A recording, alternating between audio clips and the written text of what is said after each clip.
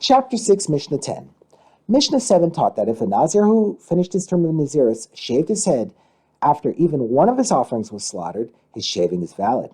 This Mishnah teaches the law for a Nazir who shaved his head after making offerings, but then discovered that one or more of his offerings was invalid.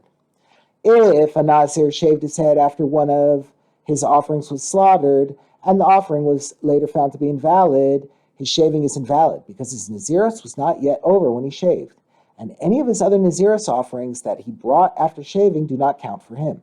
Therefore, he must observe his Naziris for another 30 days until his hair grows back, and then bring a new set of offerings and shave. The Mishnah now discusses the rule we just learned in regard to a special type of disqualification known as shelo lishma, not for its own sake. An offering is supposed to be brought for the sake of the type of offering it was designated to be. For example, an olah must be offered for the sake of an olah, Zevachim 4, chapter 4, Mishnah 6.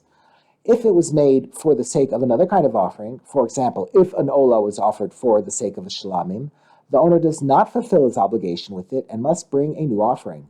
Nevertheless, the offering itself remains valid, despite having been offered improperly. This means that its sacrificial service is completed. The parts that are supposed to be burnt on the altar are burnt there, and the meat that is supposed to be eaten is eaten. It is only that the owner did not fulfill his obligation with it. There are two exceptions to this rule. One of them is the chatas offering. If a chatas is offered for the sake of another kind of offering, it becomes completely invalid and must be destroyed. The Mishnah now discusses what happens when a Nazir shaves his head based on an offering that was brought for the sake of another kind of offering.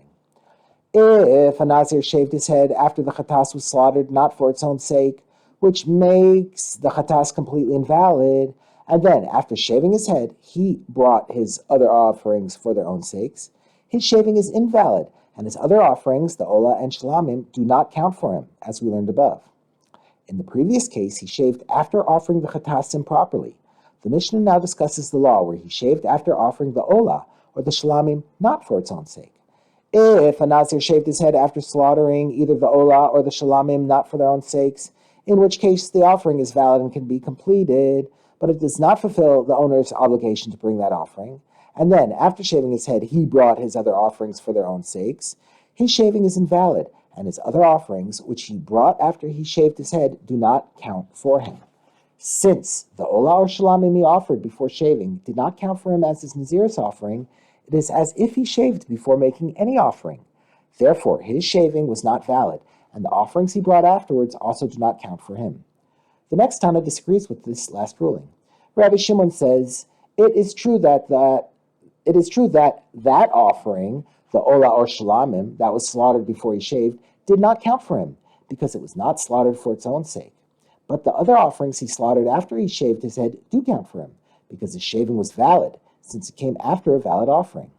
The Mishnah now returns to its first ruling and concludes with a ruling that is not in dispute. If the Nazir shaved after he slaughtered all three of his offerings, and even one of them was found to be valid, his shaving is valid, because it followed a valid Nazir's offering. Although his shaving was valid, he must bring the other offerings that were found to be invalid over again to complete his concluding ritual.